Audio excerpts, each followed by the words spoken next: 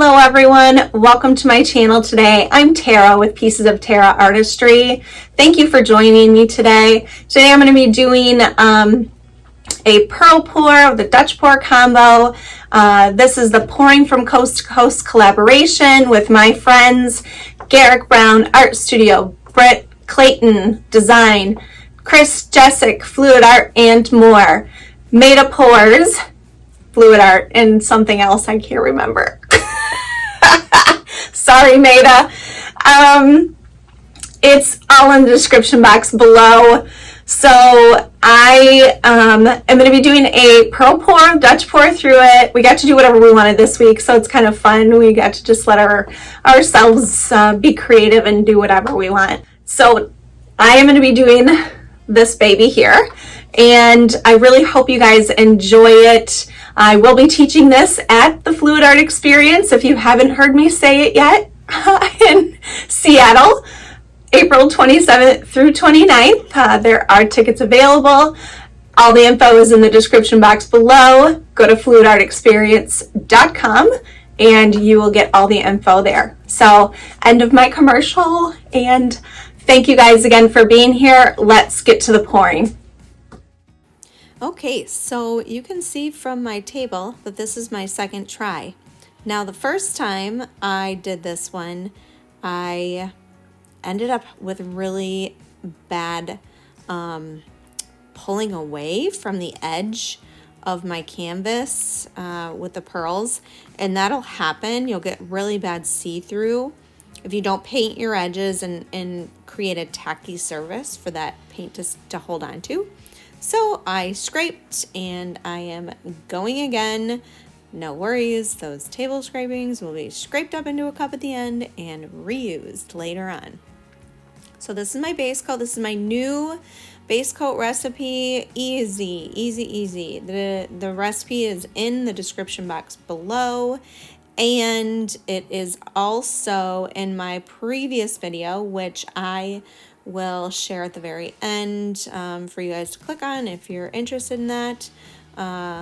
If you're watching this after the train, of course, if you're following the train, head over to Britt Clayton Design for the next person in line. But yeah, so I used two pour over colors. The first one was just a custom blue that I made, and then the second one is a flash gold from Modern Masters. So I have never used this actually as a pour over color. I really love the interference colors when I put them on top of kind of these lighter colors. It was something with a pigment to it. So if you put it just on white, there is kind of a pearlescence, and it will create kind of these like ghosty looking pearls, but you don't see them unless you're like tilting in a certain angle. So, but when you put it over a light color, it gives a really beautiful glow with these interference colors. And that's what this flash gold from Modern Masters, it's an interference color. So I am trying it for the first time. Not all of the interference colors will pearl well. The golden interference does well. Ball Gown from TLP does well. But the Deco Art Enchanted, it's an interference gold, does not pearl well at all. So this one is kind of mediocre. And I think that it pearled fine, but I think it caused kind of some interesting flowery looking pearls. So you'll see that in the final results, but they still look kind of cool, so I'm okay with it.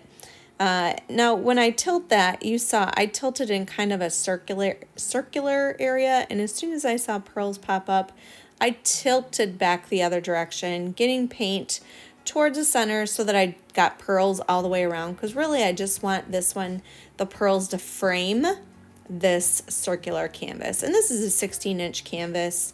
Got it at Hobby Lobby, just a stretched canvas. So I am using Olive Green by Amsterdam, PEBEO Iridescent Blue Green, TLP PREHNITE, which I really love these colors, and then this custom blue light. I'm just gonna go over that again, because it will have a tendency to sink and cause some pretty cool lacing, especially over that PREHNITE and the iridescent blue-green from PEBEO. Those really cause some cool cells, and you'll see them in the final results, in the dried results as well as the wet results, just the really cool cells that pop up by adding that little bit of that heavier density paint over top of those two paints that are a little bit lighter. Really causes cool effects, and I love it. So this blowout did not work out as I anticipated. It was really bad. So I was just looking from all angles to see. I mean, I liked the actual blowout themselves. I thought the colors looked really pretty and they blended really nice, but the composition was hideous.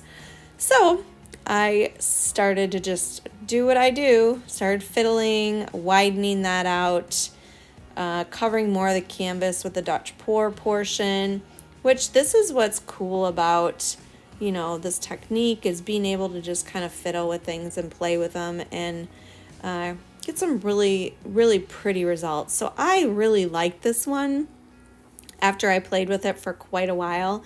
Now, when I blew this out, I realized I had way too much of that olive green deep from Amsterdam. I wasn't really going for that much green. So you'll see that I will add in some more of the iridescent blue-green from PEBEO in certain areas.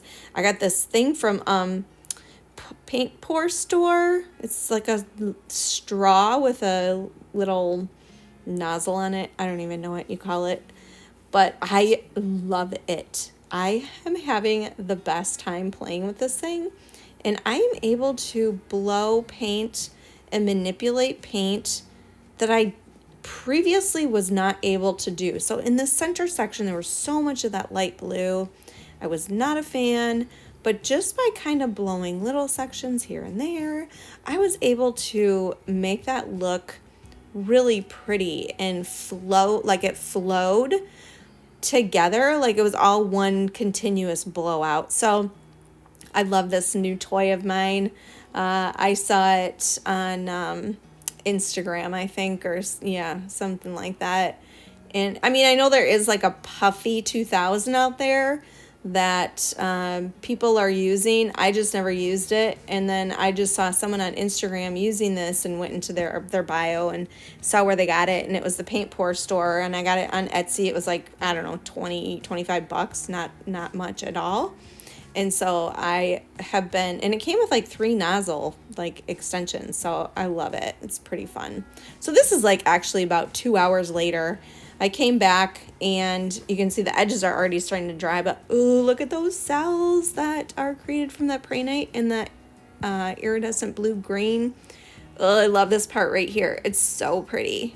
And now you see here, now these are the kind of interesting shaped pearls that I got, and I think that that's from the interference gold that I put down.